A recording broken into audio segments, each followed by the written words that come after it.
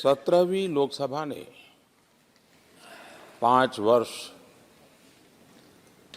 देश सेवा में जिस प्रकार से अनेकविध महत्वपूर्ण निर्णय किए, अनेक चुनौतियों को सबने अपने सामर्थ्य से देश को उचित दिशा देने का प्रयास, एक प्रकार से ही आज का दिवस हम सबकी उन 5 वर्ष की वैचारिक यात्रा का, राष्ट्र को समर्पित उस समय का,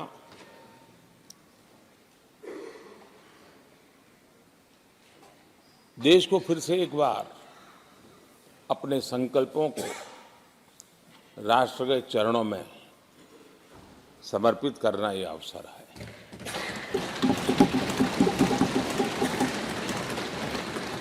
ये 5 वर्ष देश में रिफॉर्म, परफॉर्म एंड ट्रांसफॉर्म, ये बहुत रेयर होता है कि रिफॉर्म भी हो, परफॉर्म भी हो और हम ट्रांसफॉर्म होता अपनी आंखों के सामने देख पाते हो, एक नया विश्वास भरता हो। ये अपने आप में 17वीं लोकसभा से आज देश अनुभव कर रहा है और मुझे पक्का विश्वास है कि देश 17वीं लोकसभा को जरूर आशीर्वाद देता रहेगा।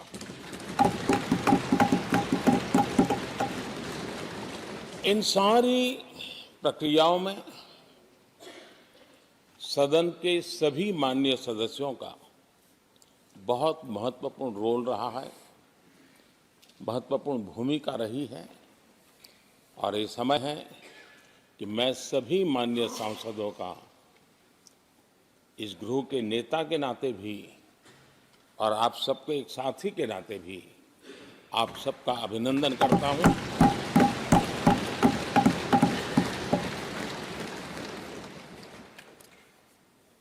विशेष रूप से आदरणीय अध्यक्ष जी, मैं आपके प्रति भी हृदय से बहुत बहुत आभार व्यक्त करता हूं।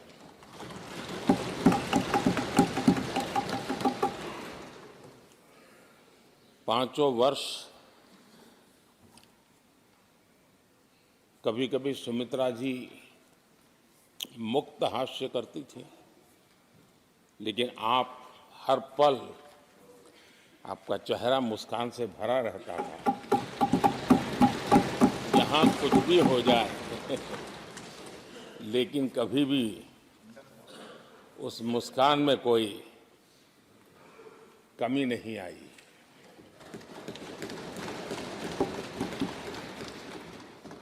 अनेकविध परिस्थितियों में आपने बहुत ही संतुलित भाव से और सच्चे अर्थ में निष्पक्ष भाव से इस सदन का मार्गदर्शन किया, सदन का नेतृत्व किया। मैं इसके लिए भी आपकी भूरी भूरी प्रशंसा करता हूं।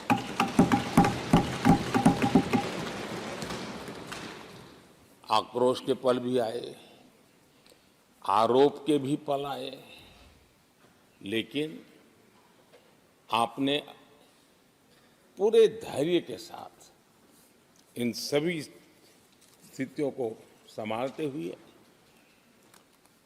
और एक सूझबूझ के साथ आपने सदन को चलाया, हम सबका मार्गदर्शन किया। इसके लिए भी मैं आपका आभारी हूं।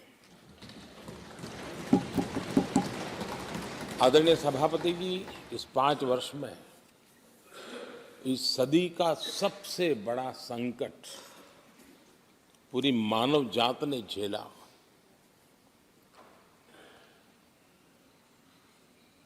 कौन बचेगा, कौन बच पाएगा, कोई किसी को बचा सकता है कि नहीं बचा सकता, ऐसी वो अवस्था थी। ऐसे में सदन में आना, ये भी अपना घर छोड़ के निकलना, ये भी संकट का काल था। इसके बाद भी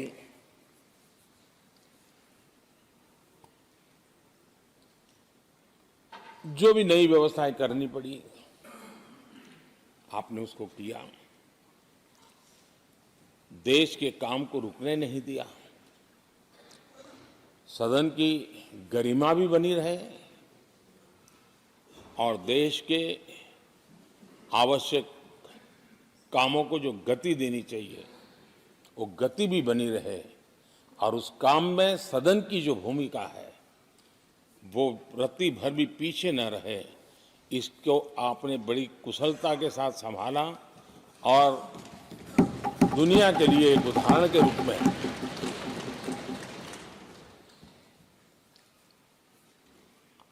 आदरणीय सभापति जी, मैं माननीय सांसदों का भी इस बात के लिए आज एक बार आभार व्यक्त करना चाहता हूं कि उस कालखंड में देश की आवश्यकताओं को देखते हुए सांसद निधि छोड़ने का प्रस्ताव माननीय सांसदों के सामने रखा और एक पल के विलंब के बिना सभी माननीय सांसदों ने सांसद निधि से मुक्त। इतना ही नहीं, एक देशवासियों को पॉजिटिव मैसेज देने के लिए अपने आचरण से समाज को एक विश्वास देने के लिए सांसदों ने अपनी सैलरी में से 30% कटौती का निर्णय सबने खुद ने किया, ताकि देश को भी विश्वास हुआ कि ये सबसे पहले छोड़ने वाले लोग हैं। और आदरणीय सभापति जी, हम सभी सांसद बिना कारण साल में 2 बार हिंदुस्तान के मीडिया के किसी न किसी कोने में गाली खाते रहते थे कि ये सांसदों को इतना मिलता है और कैंटीन में इतने में खाते हैं, बाहर इतने में मिलता है, कैंटीन में इतने में मिलता है, बाहर यानी पता नहीं बाहर नोट लिए जाते थे। आपने निर्णय किया सबके लिए समान रेट होंगे कैंटीन में, और सांसदों ने कभी भी विरोध नहीं किया, शिकायत भी नहीं की। और सभी सांसदों की बिना कारण इतनी फजेत करने वाले लोग मजे लेते थे, उससे हम सबको आपने बचा लिया। इसके लिए भी मैं आपका आभार व्यक्त करता हूं। आदरणीय सभापति जी, ये बात सही है कि हमारे कई लोकसभा के, चाहे 17 भी हो, 16 भी हो, 15 भी हो, संसद का नया भवन होना चाहिए, इसकी चर्चा सबने की, सामूहिक रूप से की, एक स्वर से की, लेकिन निर्णय नहीं होता था। ये आपका नेतृत्व है जिसने निर्णय किया, चीजों को आगे बढ़ाया, सरकार के साथ अनेक मीटिंगें की, और उसी का परिणाम है कि आज देश को ये नया संसद भवन प्राप्त हुआ है। आदरणीय सभापति जी, एक संसद के नए भवन में एक विरासत का अंश और जो आजादी की पहली पल थी, उसको जीवंत रखने का हमेशा हमेशा हमारे मार्गदर्शक रूप में ये सेंगोल को यहाँ स्थापित करने का काम, और अब प्रतिवर्ष उसको सेरेमोनियल इवेंट के रूप में उसको हिस्सा बनाने का एक बहुत बड़ा काम आपके नेतृत्व में हुआ है, जो भारत की आने वाली पीढ़ियों को हमेशा हमेशा हमें आज़ादी के उस प्रथम पल के साथ जोड़ के रखेगा। और आज़ादी की वो पल क्यों थी, हमें वो याद रहेगा, तो देश को आगे ले जाने की वो प्रेरणा भी बनी रहेगी। उस पवित्र काम को आपने किया है। आदरणीय सभापति जी, ये भी सही है कि इस कालखंड में G20 की अध्यक्षता का भारत को मिली। भारत को बहुत सम्मान मिला। देश के हर राज्य ने अपने अपने तरीके से विश्व के सामने भारत का सामर्थ्य और अपने राज्य की पहचान बखूबी प्रस्तुत की, जिसका प्रभाव आज भी विश्व के मन पर है। उसके साथ आपके नेतृत्व में G20 की तरह P20 का जो सम्मेलन हुआ और विश्व के अनेक देशों के स्पीकर्स यहाँ आए और मदर ऑफ डेमोक्रेसी भारत किस महान परंपरा को लेकर के, किस डेमोक्रेटिक वैल्यूज को लेकर के सदियों से हम आगे बढ़े हैं। व्यवस्थाएं बदली होगी, लेकिन डेमोक्रेटिक मन भारत का हमेशा बना रहा है। उस बात को आपने विश्व के स्पीकर्स के सामने बखूबी प्रस्तुत की और भारत को लोकतांत्रिक व्यवस्थाओं में भी एक प्रतिष्ठा प्राप्त कराने का काम आपके नेतृत्व में हुआ। आदरणीय सभापति जी, मैं एक बात के लिए आपका विशेष अभिनंदन करना चाहता हूं। शायद हमारे सभी माननीय सांसदों का और मीडिया का भी उस तरफ ध्यान नहीं गया है। हम संविधान सदन जिसको कहते हैं, जो पुरानी संसद, जिसमें महापुरुषों के जन्म जयंती निमित्त उनकी प्रतिमा को पुष्प चढ़ाने के लिए हम लोग एकत्र आते हैं, लेकिन वो एक 10 मिनट का इवेंट होता था और चले जाते थे।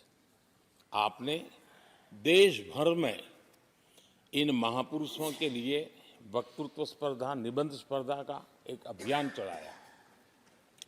उसमें से जो बेस्ट ऑरेटर होते थे और बेस्ट एसेज होते थे, हर राज्य से 2-2 बालक उस दिन दिल्ली आते थे और उस महापुरुष की जन्म जयंती के समय, पुष्प वर्षा के समय वो मौजूद रहते थे, देश के नेताओं को, और बाद में वो पूरा दिन भर रह करके उस पर अपना व्याख्यान देते थे। वे दिल्ली के अन्य स्थान पर जाते थे, वो सांसद की गतिविधियों को समझते थे। यानी अपने ये निरंतर प्रक्रिया चला करके देश के लाखों विद्यार्थियों को भारत की संसदीय परंपरा से जोड़ने का बहुत बड़ा काम किया। और ये परंपरा, ये आपके खाते में रहेगी और आने वाले समय में हर कोई बड़े गौरव के साथ इस परंपरा को आगे बढ़ाएगा। मैं इसके लिए भी आपका अभिनंदन करता हूं। आदरणीय अध्यक्ष जी, संसद की लाइब्रेरी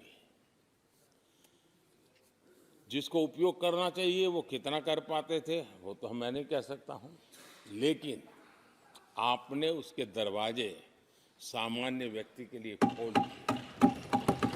ज्ञान का ये खजाना, परंपराओं की विरासत, उसको आपने जन सामान्य के लिए खोल करके बहुत बड़ी सेवा की है। मैं इसके लिए भी आपका हृदय से अभिनंदन करता हूं। पेपरलेस पार्लियामेंट, डिजिटलाइजेशन, आपने आधुनिक टेक्नोलॉजी हमारी व्यवस्था में कैसे बने। शुरू में कुछ साथियों को दिक्कत रही, लेकिन अब सब इसके आदी हो गए हैं। सब मैं देखता हूं, जब यहाँ बैठे हैं तो कुछ न कुछ करते रहते हैं। तो अपने आप में एक बहुत बड़ा काम आपने किया है। ये एक स्थायी व्यवस्थाएं आपने निर्माण की है। मैं इसके लिए आपका बहुत आभार व्यक्त करता हूं। आदरणीय अध्यक्ष जी, आपकी कुशलता और माननीय सांसदों की जागरूकता, उन सबका संयुक्त प्रयास मैं कह सकता हूं कि जिसके कारण 17वीं लोकसभा की प्रोडक्टिविटी करीब 97% रही है।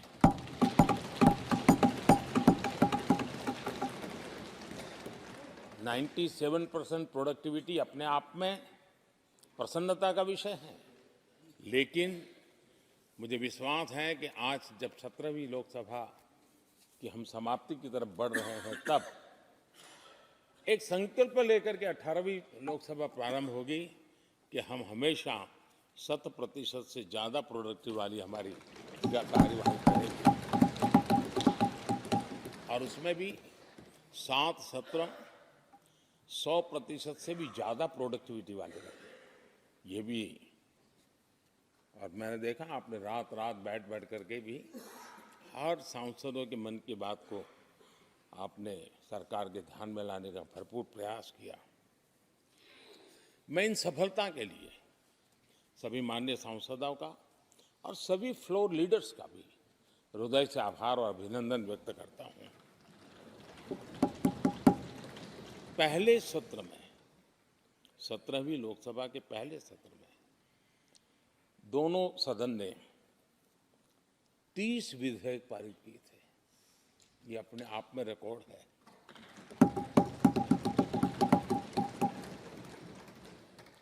और एक नए नए बेंचमार्क 17वीं लोकसभा ने बनाए हैं। आदरणीय अध्यक्ष जी, आजादी के 75 वर्ष पूरा होने का उत्सव, हम सबको कितना बड़ा सौभाग्य मिला कि ऐसे अवसर पर हमारे सदन ने अत्यंत महत्वपूर्ण कामों को नेतृत्व किया। हर स्थान पे हुआ। शायद ही कोई सांसद ऐसा होगा कि जिसने आज़ादी के 75 वर्ष को लोकोत्सव बनाने में अपने अपने क्षेत्र में भूमिका अदा न की हो।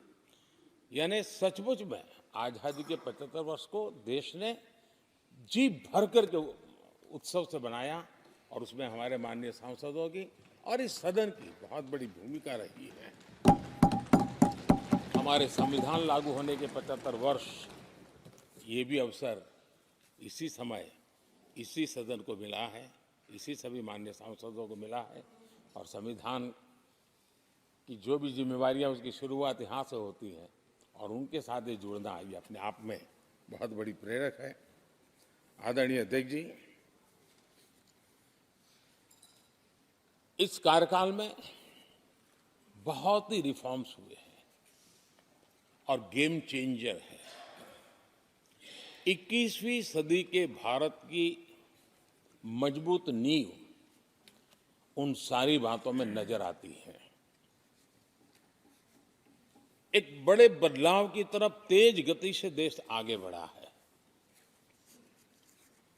और इसमें भी सदन के सभी साथियों ने बहुत ही उत्तम मार्गदर्शन किया है, अपनी हिस्सेदारी जताई है।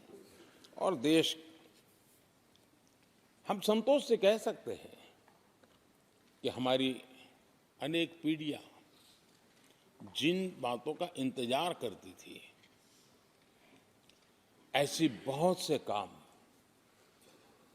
इस 17वीं लोकसभा के माध्यम से पूरे हुए। पीढ़ियों का इंतजार खत्म हुआ। अनेक पीढ़ियों ने एक संविधान, इसके लिए सपना देखा था, लेकिन हर पल उस संविधान में एक दरार दिखाई देती थी, एक खाई नजर आती थी, एक रुकावट चुभती थी। लेकिन इसी सदन ने धारा 360, आर्टिकल 370 हटा करके संविधान के पूर्ण रूप को, उसके पूर्ण प्रकाश के साथ उसका प्रकटीकरण हुआ।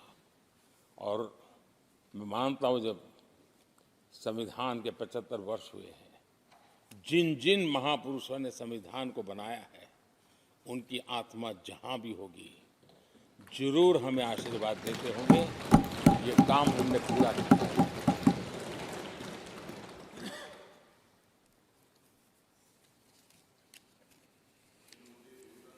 कश्मीर के भी,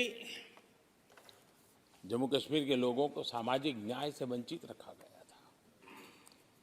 आज हमें संतोष है कि सामाजिक न्याय का जो हमारा कमिटमेंट है, वो हमारे जम्मू कश्मीर के भाई बहनों को भी पहुंचा करके हम आज एक संतोष की अनुभूति कर रहे हैं। आदरणीय अध्यक्ष जी, आतंकवाद नासूर बनके देश के सीने पर गोलियां चलाता रहता था। मां भारती की धरा आए दिन रक्त रंजित हो जाती थी। देश के अनेक वीर होनहार लोग आतंकवाद के कारण बलि चढ़ जाते थे। हमने आतंकवाद के विरुद्ध सख्त कानून बनाए, इसी सदन ने बनाए। मुझे पक्का विश्वास है कि उसके कारण जो लोग ऐसी समस्याओं का लिए जूझते हैं, उनको एक बल मिला है, मानसिक रूप के उनका कॉन्फिडेंस बढ़ा है और भारत को पूर्ण रूप से आतंकवाद से मुक्ति का उसमें एक एहसास हो रहा है और वो सपना भी सिद्ध होके रहेगा।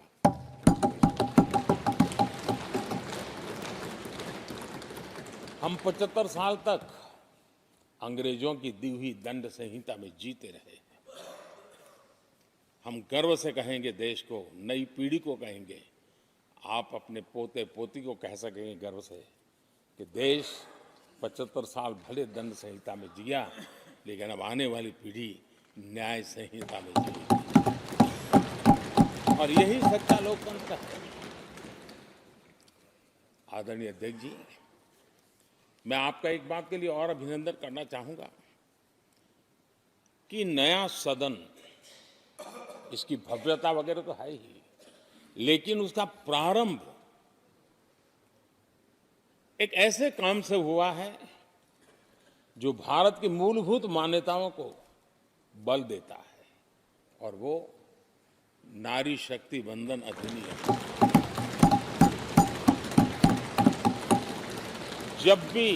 जब भी इस नए सदन की चर्चा होगी तो नारी शक्ति वंदन अधिनियम, इसका जिक्र होकर के, यानी एक, और भले ही वो छोटा सत्र था लेकिन दूरगामी निर्णय करने वाला सत्र था।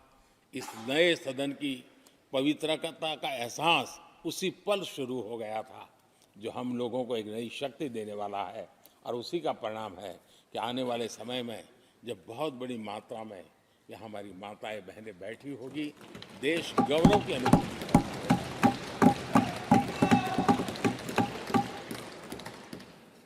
3 तलाक, कितने उतार चढ़ाव से हमारी मुस्लिम बहनें इंतजार कर रही थी। अदालतों ने उनके पक्ष में निर्णय किए थे, लेकिन वो हक उनको प्राप्त नहीं हो रहा था। मजबूरियों से गुजारा करना पड़ रहा था। कोई प्रकट रूप से कहें, कोई अप्रकट रूप से कहें, लेकिन 3 तलाक से मुक्ति का बहुत महत्वपूर्ण और नारी शक्ति के सम्मान का काम 17वीं लोकसभा ने किया है। सभी माननीय सांसद, उनके विचार कुछ भी रहे हो, उनका निर्णय कुछ भी रहा हो, लेकिन कभी न कभी तो कहेंगे कि हाँ, इन बेटियों को न्याय देने का काम भी करने के समय हम वहां मौजूद हैं। पीढ़ियों से होता यह न्याय हमने पूरा किया है और वो बहनें हमें आशीर्वाद दे रही है। आदरणीय अध्यक्ष जी, आने वाले 25 वर्ष हमारे देश के लिए बहुत महत्वपूर्ण है। राजनीति की गहमागहमी अपनी जगह पे है, राजनीतिक क्षेत्र के लोगों की अपनी आशा आकांक्षा अपनी जगह पे है, लेकिन देश की अपेक्षा, देश की आकांक्षा, देश का सपना, देश का संकल्प ये बन चुका है। 25 साल वो हैं जो देश इच्छित परिणाम प्राप्त करके रहेगा।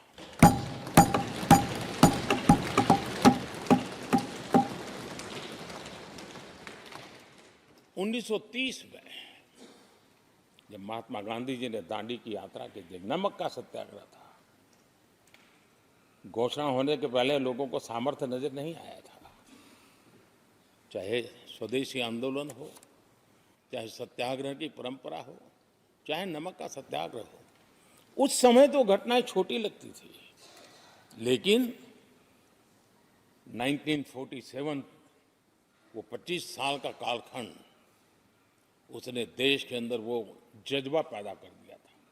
हर व्यक्ति के दिल में वो जज्बा पैदा कर दिया था कि अब तो आज़ाद होकर रहना है। मैं आज देख रहा हूं कि देश में वो जज्बा पैदा हुआ है। हर गली मोहल्ले में हर बच्चे के मुंह से निकला है कि 25 साल में हम विकसित भारत बना के रहेंगे। इसलिए ये 25 साल मेरी देश की युवा शक्ति के अत्यंत महत्वपूर्ण कालखंड है, और हम में से कोई ऐसा नहीं होगा जो नहीं चाहता होगा कि 25 साल में देश विकसित भारत न बने। हर किसी का सपना है। कुछ लोगों ने सपने को संकल्प बना लिया है, कुछ लोग शायद संकल्प बनाते देर हो जाएगी, लेकिन जुड़ना हर एक को होगा। और जो जुड़ भी नहीं पाएंगे और जीवित होंगे तो फल तो जरूर खाएंगे। ये मेरा आदरणीय अध्यक्ष जी, ये 5 वर्ष युवाओं के लिए बहुत ही ऐतिहासिक कानून भी बने हैं। व्यवस्था में पारदर्शिता लाकर युवाओं को नए मौके दिए गए हैं। पेपर लीक जैसी समस्या जो हमारे युवाओं को चिंतित करती थी, हमने बहुत ही कठोर कानून बनाया है ताकि उनके मन में जो सवाल या निशान था और उनको व्यवस्था के प्रति उनका गुस्सा था, उसको एड्रेस करने का सभी माननीय सांसदों ने देश के युवाओं के मन के भाव को समझ करके बहुत ही महत्वपूर्ण निर्णय किया है। आदरणीय अध्यक्ष जी, ये बात सही है कि कोई भी मानव जात अनुसंधान के बिना आगे नहीं बढ़ सकती है। उसको नित्य परिवर्तन के लिए अनुसंधान अनिवार्य होते हैं, और मानव जात का लाखों साल का इतिहास गवाह है कि हर काल में अनुसंधान होते रहे हैं, जीवन बढ़ता चला गया है, जीवन का विस्तार होता गया है। इस सदन ने विधिवत रूप से कानूनी व्यवस्था खड़ी करके अनुसंधान को प्रोत्साहन देने का बहुत बड़ा काम किया है। नेशनल रिसर्च फाउंडेशन, ये कानून आमतौर पर रोजमर्रा की राजनीति की चर्चा का विषय बन नहीं पता, लेकिन इसके परिणाम बहुत दूरगामी होने वाले हैं, और इतना बड़ा महत्वपूर्ण काम ये 17वीं लोकसभा ने किया है।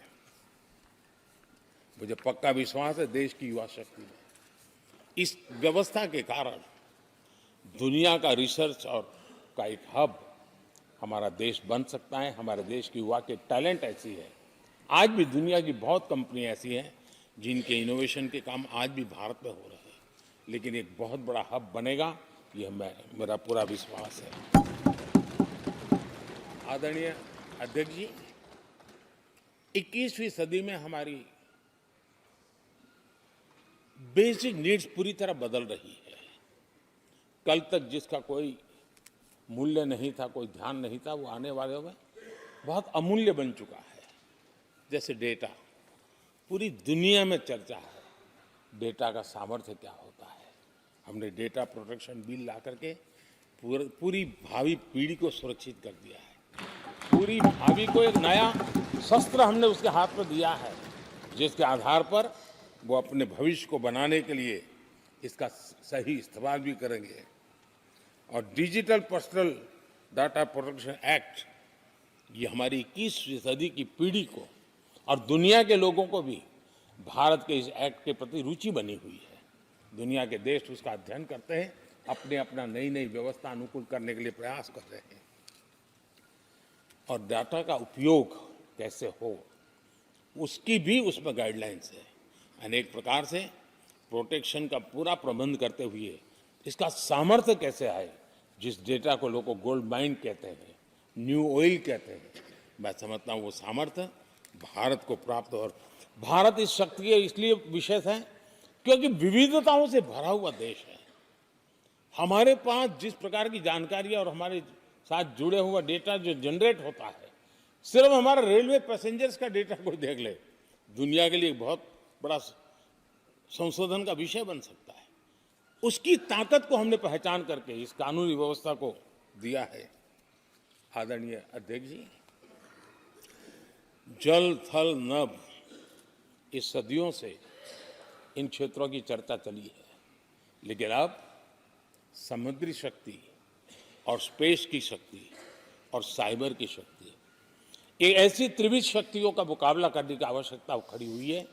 और विश्व जिस प्रकार के संकटों से गुजर रहा है और विश्व जिस प्रकार के विचारे प्रभाव पैदा करने का प्रयास कर रहे हैं, तब इन क्षेत्रों में हमें सकारात्मक सामर्थ्य भी पैदा करना है और नकारात्मक शक्तियों से अपने आप को, हर चुनौतियों को चुनौती लेने का सामर्थ्य भी बनाना है। और उसके लिए आवश्यक स्पेस से जुड़े रिफॉर्म्स बहुत अनिवार्य थे और बहुत दूरगामी दृष्टि के साथ स्पेस के रिफॉर्म का काम हमारे यहाँ हुआ है। आदरणीय अध्यक्ष जी, देश ने जो आर्थिक रिफॉर्म किए हैं उसमें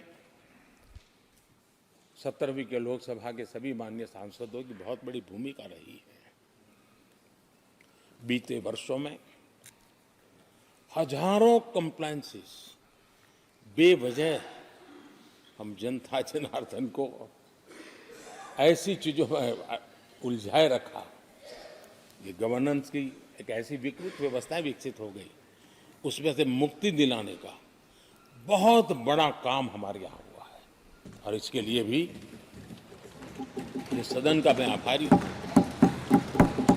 यानी इस प्रकार के कंप्लायंसेस के बोझ में सामान्य व्यक्ति तो दब जाता है। और मैंने तो एक बार लाल किले से भी कहा था,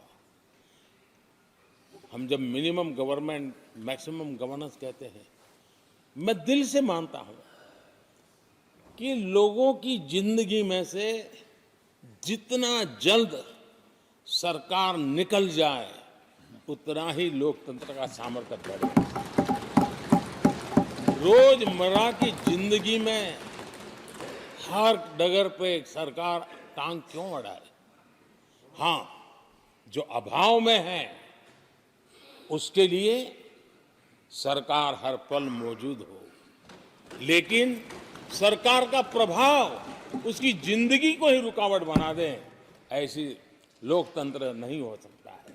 और इसलिए हमारा मकसद है सामान्य मानवीय की जिंदगी से सरकार जितनी हट जाए, कम से कम उसकी जिंदगी में सरकार का नाता रहे, वैसा समृद्ध लोकतंत्र दुनिया के सामने हमने आगे बढ़ाना चाहिए। उस सपने को पूरा करेंगे।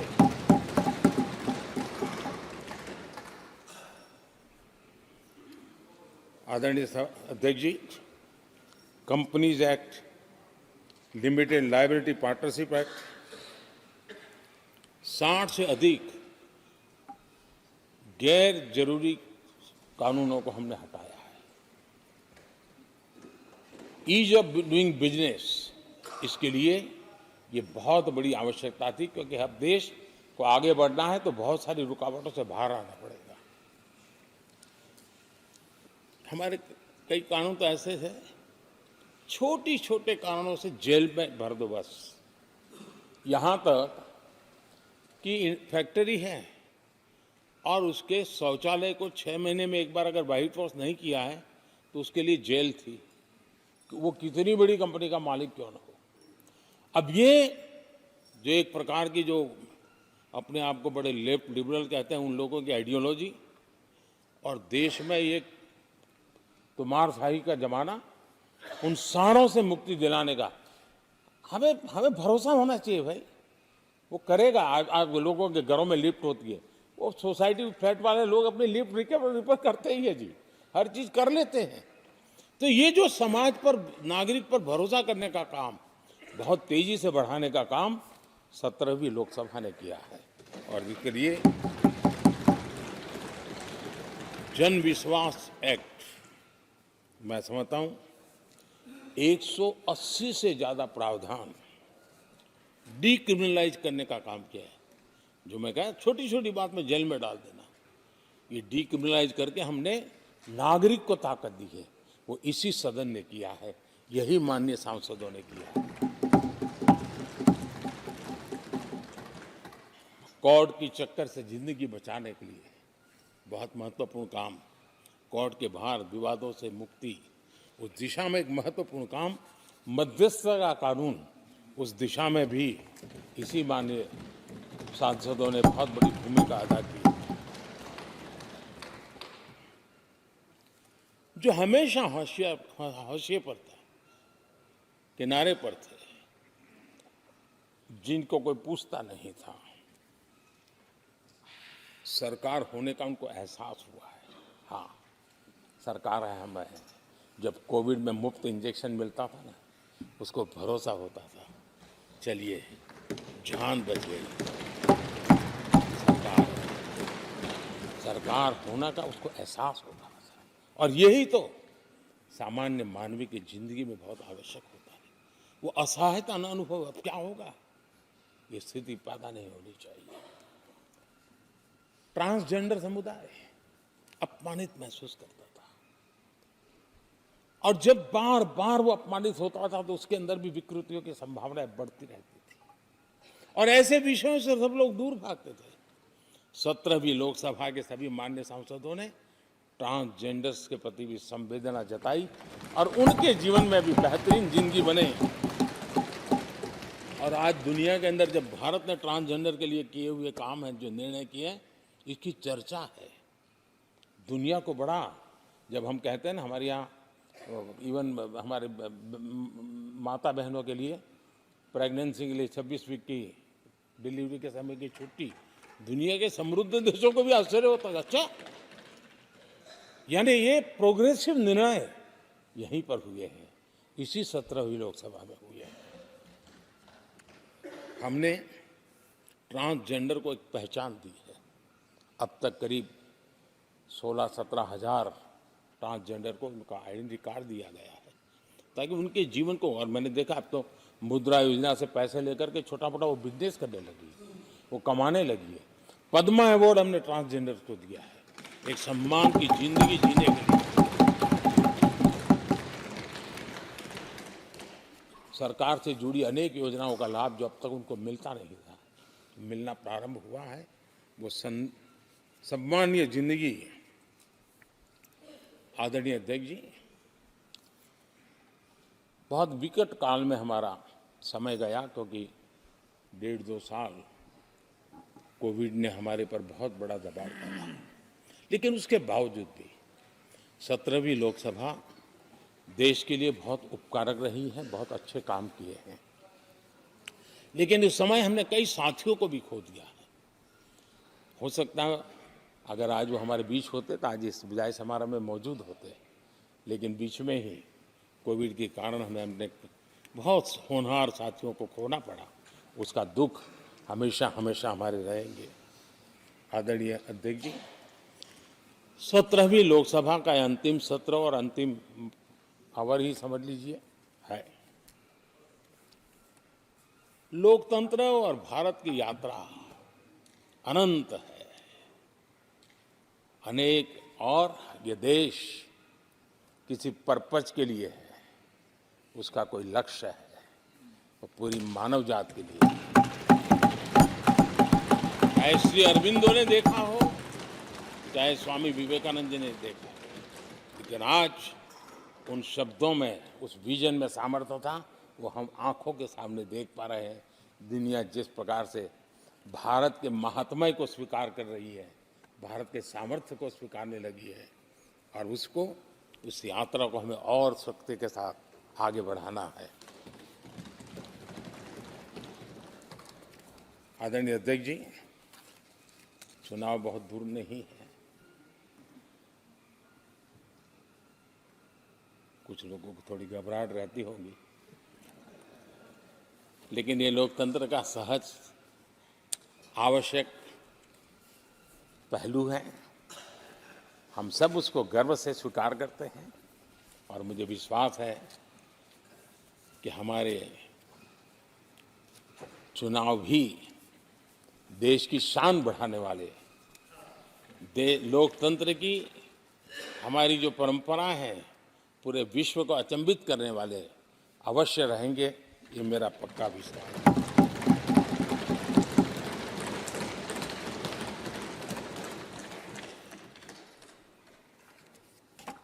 आदरणीय अध्यक्ष जी, मैं सभी माननीय सांसदों का जो सहयोग मिला है, जो निर्णय हम कर पाए हैं, और कभी कभी हमले भी इतने मज़ेदार हुए हैं कि हमारे भीतर की शक्ति भी खिल करके निकली है।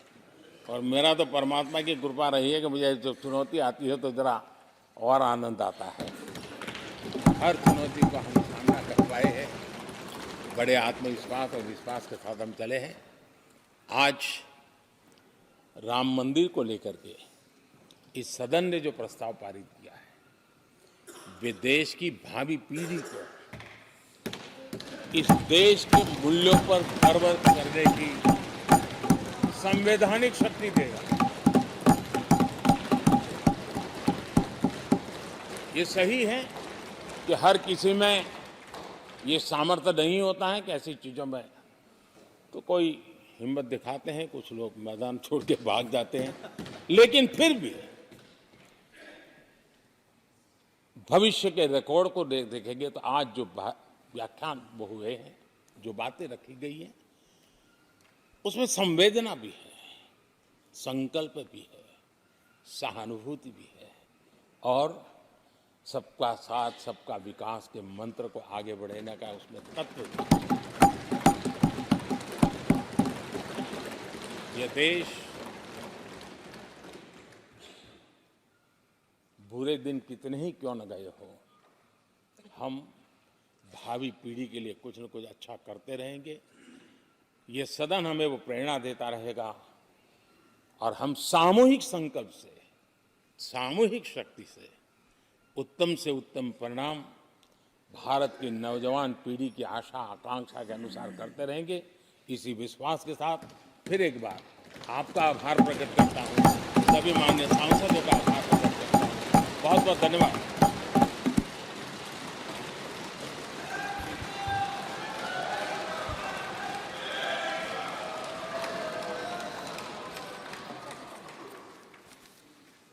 कई महत्वपूर्ण बातें यहाँ पर बोली और ये आप बजट सत्र का आखिरी दिन आपने सुना जहाँ प्रधानमंत्री नरेंद्र मोदी ने क्या कुछ कहा, चाहे वो राम मंदिर को लेकर हो, 370 को लेकर हो, तो कई महत्वपूर्ण बातें यहाँ पर प्रधानमंत्री नरेंद्र मोदी रखते हुए नजर आए। धन्यवाद प्रस्ताव पर चर्चा के साथ प्रधानमंत्री मोदी ने अपनी वाणी को विराम दिया और प्रधानमंत्री नरेंद्र मोदी लोकसभा में उन्होंने कहा कि आज महत्वपूर्ण दिन है। पिछले 5 साल देश के रिफॉर्म, ट्रांसफॉर्म और परफॉर्म कर रहा है। मैं सदन और सभी सांसदों का धन्यवाद प्रकट करता हूं। तो लोकतंत्र के मंदिर में राम नाम की गूंज भी सुनाई दी। तो आज बजट सत्र का आखिरी दिन और समाप्त हुआ और धन्यवाद जो प्रस्ताव प्रधानमंत्री मोदी ने बोला वो भी आपने सुना। G20 का जिक्र भी करते हुए कहा कि भारत को बहुत सम्मान मिला है G20 समिट के दौरान। वही मंदिर निर्माण के लिए पीएम का अभिनंदन किया गया, देश के कामों में गति बनी रहे। साथ ही साथ आने वाले जो लोकसभा चुनाव है, ज़्यादा वक्त नहीं बचा है, ज़्यादा समय नहीं बचा है, उसको लेकर भी प्रधानमंत्री नरेंद्र मोदी ने महत्वपूर्ण बातें कही अपनी। और साथ ही साथ 22 जनवरी का दिन 1528 से शुरू हुए संघर्ष, जो राम मंदिर का संघर्ष था, रामलला की जन्मभूमि थी, उसको लेकर जो संघर्ष की कहानी थी, जो कथा थी, वो उसके बारे में प्रधानमंत्री नरेंद्र मोदी जिक्र करते हुए नजर आए।